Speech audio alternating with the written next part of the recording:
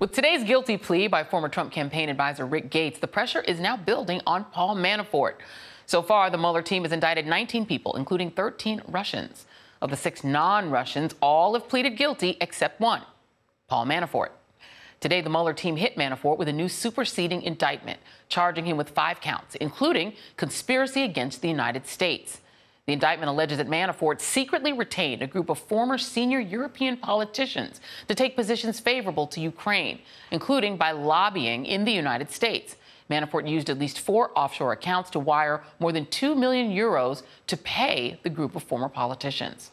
And while the White House continues to distance itself from any of the charges against Paul Manafort and Rick Gates, saying that they, quote, have nothing to do with their service to the campaign, these new charges against Manafort may make him more willing to cooperate with the Mueller team in exchange for less jail time. And what could Paul Manafort offer the Mueller team that no one else has? Information on the June 2016 meeting he attended in Trump Tower with Donald Trump Jr. and Jared Kushner. The meeting where Russians promised dirt on Hillary Clinton as, quote, part of Russia and its government's support for Mr. Trump.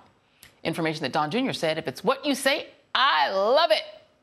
Joining us now is Harry Litman, former U.S. Attorney and Deputy Assistant Attorney General under President Clinton. He's now a professor at the University of California, San Diego School of Political Science. And David Frum, a senior editor for The Atlantic and the author of the New York Times bestseller, Trumpocracy, The Corruption of the American Republic. And Harry, I'll start with you on this. Paul Manafort is 68 years old.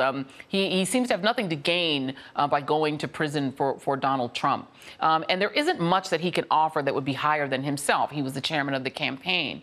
I'll ask you the same question I asked in our previous block. What is the biggest thing that Donald Trump would have to fear? Would it be that Manafort is willing to give up Jared or Don Jr.?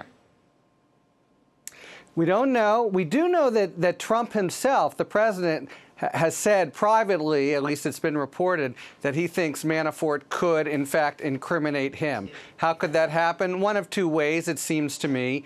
Either something that really puts the finger on Trump, just as you mentioned, Joyce. Say it's really true, as Steve Bannon wrote, has said, that Trump knew about the meeting in June and knew about the whole effort with Russia. That immediately changes the dynamic. Second, he's been neck deep in financial malfeasance for many years in some of the same part of the world where the Trump operation was doing its own dirty work. So is there some possibility that he knows about the pre-campaign financial transactions? That, I think, would be the second. But we have it on pretty good hearsay authority that Trump fears him. Yeah. And, David, it either is coincidental that a lot of the business that Manafort and Gates were doing just happened to be in the sort of Putinite sphere of Ukraine, and that they seem to be trying to make money and make this connection. Maybe it's a total coincidence. But Naval War College professor Tom Nichols was tweeting today, and he tweeted this. He said, this is key for people trying to figure out why Manafort's work is a big deal as it relates to Trump. Remember this, when you read a story about this stuff, just replace Yanukovych with Putin, because that's how it works. To deal with the Yanukovych regime was to be dealing with Putin and Russian intelligence. Manafort was not a naif. He knew who he was really working for. Your thoughts? Oh, here's such a good point. Please, let's everyone stop saying lobbying for Ukraine. They were lobbying against Ukraine on behalf of Ukraine's colonial occupiers. I think at this point, to understand where this goes, there's one overwhelming question, which is how did Paul Manafort get this supreme job in the Trump campaign? And there are 2 basic theories of this case, and I'm not sure which is true. Look, in one case, there's no one to give up because Manafort is the supervillain, and the petty grifters of the Trump family are actually Manafort's victims, that they got into the hands of a much bigger and more systematic and conscious figure than any of them were, and that they were sort of putty in his hands, and he imposed himself on them, in which case he's really the top banana in this criminal conspiracy. But the other possibility is that the Trump family had a pretty good idea of who Paul Manafort was. Remember, he was brought into Trump's orbit, Trump and he had known each other for a long time. Manafort was, of course, a good friend of Trump's longtime ally, Roger Stone. And according to a lot of reporting that took place at the time, it was Jared and Don Jr. who ushered Manafort back into the Trump presence, and the 2 of them struck a deal. So, theory 1, Manafort imposed himself, Trump family basically victims of a more sophisticated person. Theory 2, everybody knew exactly what was going on, in which case there is a lot of legal jeopardy for every player. Yeah, Roger Stone, from the former partner of Paul Manafort, who just happened to also be bragging that he knew who was going to be next in the barrel when it came to WikiLeaks, and he had some sort of back channel. So that's interesting. Let's talk about Kushner, Harry, because that is the crux here, right? The infamous Trump Tower meeting. The three principals from the campaign are Manafort, Kushner, and Don Jr. So obviously Manafort, if he was to talk, could talk about that meeting in ways that could implicate Jared Kushner, but he wouldn't be the first one.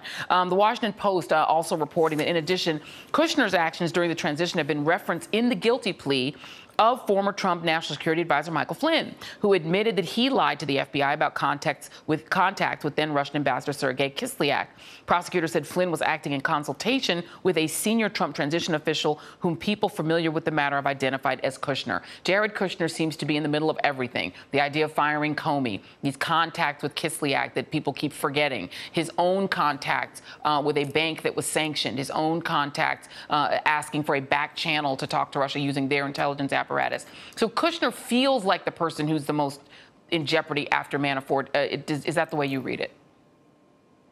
Completely, and it's been very interesting to me over the last few months what a silent figure Kushner has remained. I think under the very strict whip of his very sophisticated Washington counsel. But as you say, he is everywhere. One other place I'd add that he's the last figure to leave the Oval Office before Trump buttonholes Comey and says, can you maybe drop these charges? And you would have expected him to be an essential figure in the building of an obstruction case, which you figure is complete save for Trump's interview because they're negotiating Trump's interview.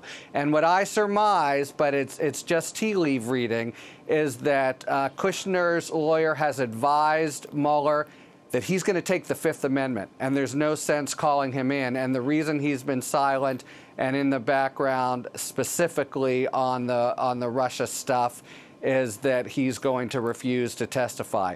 There's also, as you say, a whole welter of suspicious transactions that he has been involved in for his own financial empire. Right. Well, that put him in greater jeopardy. Yeah, absolutely. That point is so key. What was Jared Kushner waking up every morning thinking about all through campaign 2016? It wasn't the presidency.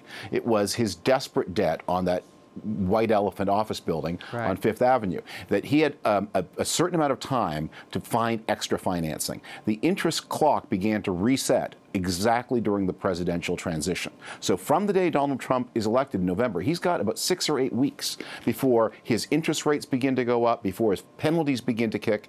And at that point, he's talking to the Chinese, the Russians, and the Qataris about finding some way to get this desperate load of debt off his shoulders and to get this building out of his family's portfolio. And one wonders why he can't get a security clearance okay from the FBI.